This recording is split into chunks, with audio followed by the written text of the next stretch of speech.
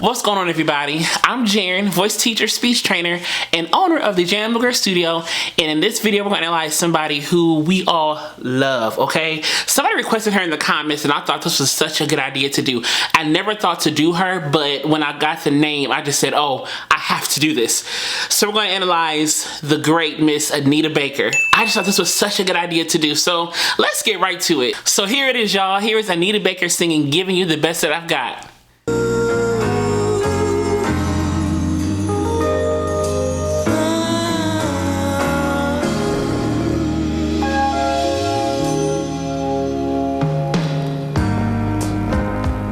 Something I can give you in exchange for everything you give to me. Read my mind, you make me feel just fine when I think my peace of mind is out of reach. Let's talk about the fact that she's sitting down. Let's just get that out the way right now. She's sitting down and singing like this, just so we're clear. Let's just throw that out there and acknowledge that, okay? So what I love about her voice is that it's so sultry and warm and unique. It's not like any other voice, and I love the fact that she has embraced who she is as a vocalist and who she is as an artist all these years, and her voice has become a staple and has become iconic even in the community. And so the sound is so soothing and, dare I say, sexy. I mean, let's just be honest here, you know? And so what I love about her approach is that she really plays with vibrato and straight notes and a lot of throws. Da, da, da, da, da.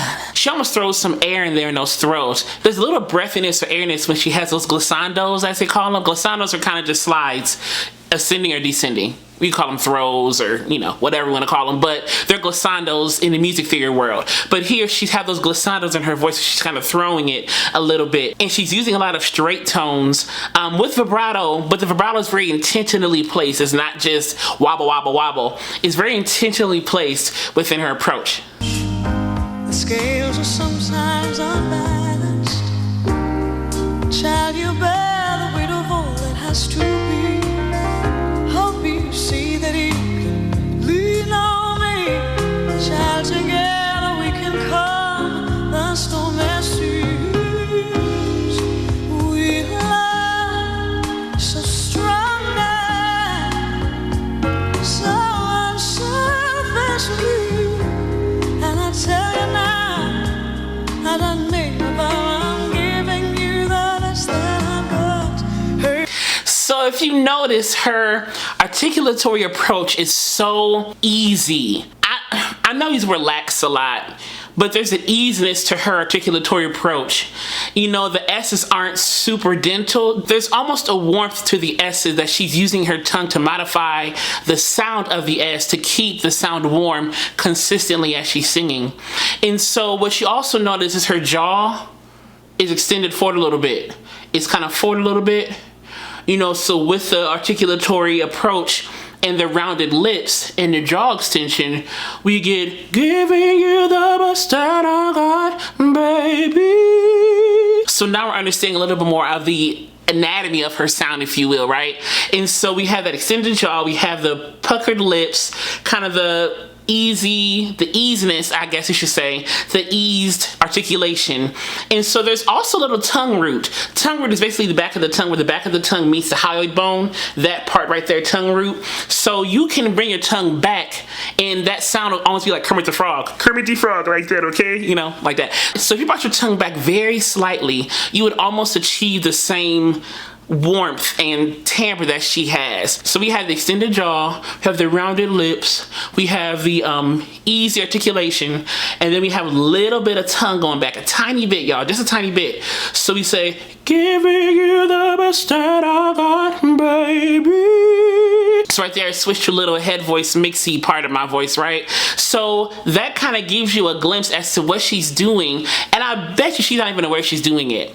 But I love the fact that she is so unique in her approach and how she sings. And she's playing with the acoustics of the reverb in the room with that mic. I mean, the mic is so hot. I feel like it just enhances her voice in such a way where it just kind of lingers in the room after she's done. You see that? Baby!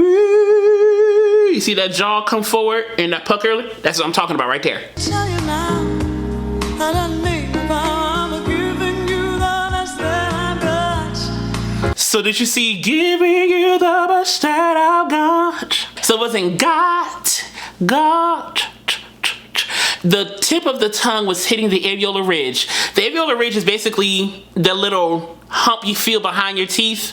It's hard to show you like that, but it's a little hump behind your teeth, kind of where you kind of pick out peanut butter when it gets stuck to the roof of your mouth. That's areolar ridge right there. And so she said got. So the tip of the tongue versus got, being the tip of the tongue at the teeth, it hit the areolar ridge, which gave more warmth to the T of got. Really good. Everybody's got opinions about the way they think my story's gonna end. Some folks feel it's just superficial thrill. Everybody's gonna have to think again. 'Cause we love so strong and so unselfishly. They don't bother me. So that pucker right there again with that jaw right there. And what I want to add to the approach of her singing is that her false vocal folds, or her throat, her ventricle folds, what do you want to call them? These folds right down here where you can kind of retract, almost like you're yawning. There's almost a yawn in her voice. So in that yawn feeling, that openness feeling, it gives almost that warmth, that really deep warmth, hollow sound almost, that really works for her. So giving you the best that I've got, baby. So I'm real wide down here, almost like I'm yawning. So I still have the puckered lip, the extended jaw, and the easy articulation. So that's kind of what I'm hearing here. And I need to keep on giving you the best that I've got, my baby. They don't bother me. And I need to keep on giving you the best that I've got. Somebody understands me. Somebody understands me. So if you don't know, when she got up high, she opened up a little bit. That's the same thing with articulation. The higher the note, typically the more open you need to be to achieve that note. So though she has a warm alto range, she can still get up there, and she changed her articulation, her resonance, to open up more to get to those higher notes efficiently, but it still works with the song, and it's very consistent with her voice. It still sounds like Anita, just, you know, a different part of Anita going in a high register.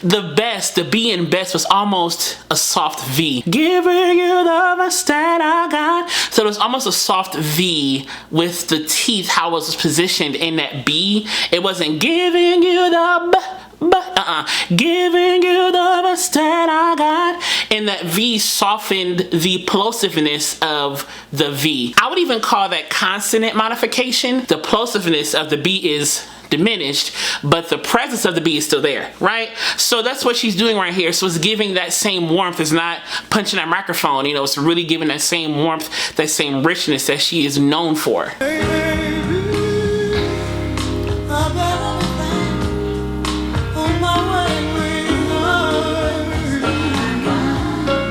And right there, she moved her larynx a little bit. So the lips are puckered, the jaw was still there, but the larynx, as she went down, it kind of went down with her. The larynx kind of traveled down as she went down in those lower notes.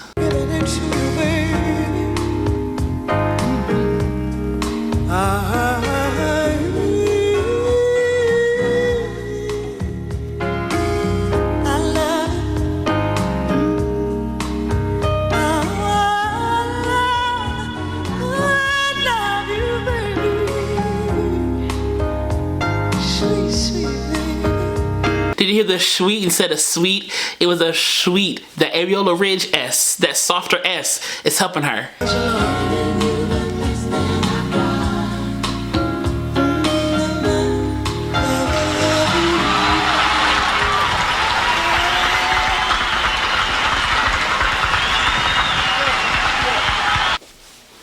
That's Anita, y'all. She's amazing. I grew up listening to this woman. So it's so refreshing and almost nostalgic. It is nostalgic to listen to her. She's amazing at what she does. Do you have any more requests? Drop them in the comments below and let me know. I'm trying to get to all the requests that I get now, but I'm going to get to them. I promise, y'all. I promise. As I always say, be vocally bold, creative, and aware, but most of all, be vocally you.